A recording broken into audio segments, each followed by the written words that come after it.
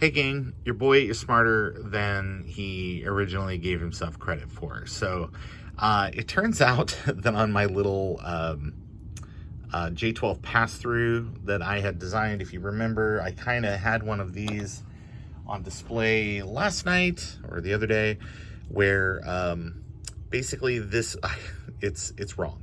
It's just wrong because it does not create, or it doesn't have allowances for how big the actual pass-through is that you would need to get your interconnect cable and stuff up through the hole. But it turns out I had the forethought, I guess, when I was doing this, to wire everything where everything makes a connection, and so it doesn't really matter. It doesn't really matter. You can put the connectors on backwards. So where it says to analog board, you really make that to the logic board or the digital board, whatever Apple wants to call it. And then where it says to logic board, you wire that up to the analog board. Easy peasy, lemon squeezy. And you basically end up with a reversed version. As you can see, I got my J12 adapter plugged into that, but there you go. It's down in there.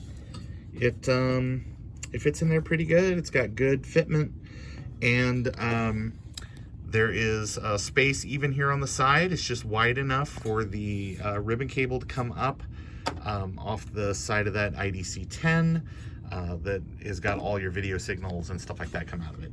And then there's also, I've got a jumper sort of wired up that will, that gets the 5 volts off that you're gonna need for your TTL adapter board. So let's just with a, yeah, there you go. There's 5 volts right there.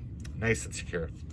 But yeah, that's really it. So, but look at how much cleaner the cable looks.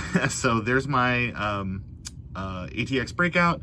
The cable snakes around, it comes around here, it goes to the J12 breakout. The J12 breakout can then, in this instance, I mean, granted, you've got the interconnect cable, so you could just imagine this is going up to your analog board or whatever. But just for this demonstration, I'm gonna use my J12 breakout. We're just gonna plug that right in there. And that's all of our voltages off our power supply. You see the interconnect comes up and goes over. There's our TTL breakout board. The TTL breakout board goes over there and plugs into the CGA MDA breakout, which goes over to our RGB to HDMI. And then that goes up there to the monitor.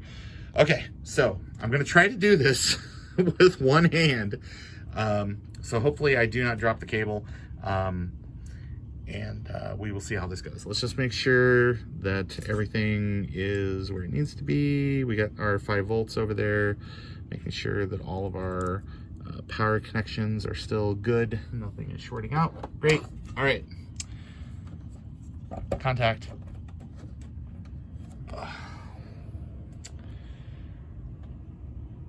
We've got good voltages. Let's get this light out of the way. Eventually we should get a cursor and stuff after it's done with the RAM test. You gotta remember, this is a 68,000 at 8 megahertz. So yep, there you go. Probably you're gonna have a blinking question mark floppy here in just a second as well. And then that's pretty much it. But anywho, I just wanted to show you how nice the, yeah, there we go. I just wanted to show you how nice everything kind of cleaned up. And how the fitment looks here. Now, I will say that it might be a good idea to put a tiny bit of Kapton tape, maybe, you know, on top of the pins for the that IDC connection. But there is about I don't know, maybe a half a centimeter of clearance there. So as long as your board doesn't move around too much, you should be okay.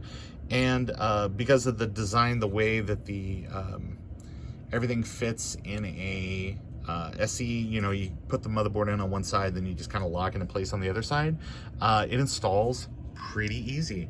So I guess my next little thing is going to be actually putting the analog board, putting this machine back together, and running this out the back side and see how it looks. So hey, thanks again for joining me this evening. I really appreciate it. Thank you for everybody that has been watching along with all my projects.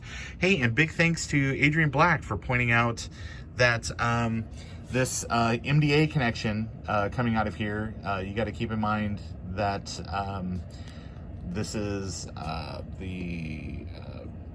basically the frequency and everything is going to be weird, and you would probably need like an OSSC or something like that connected off of here if you really wanted to use an MDA display, or some manner of scan converter to get this correct. But anyway, it's here for people that like to dare and dream.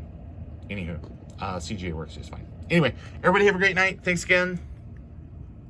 Talk to you later.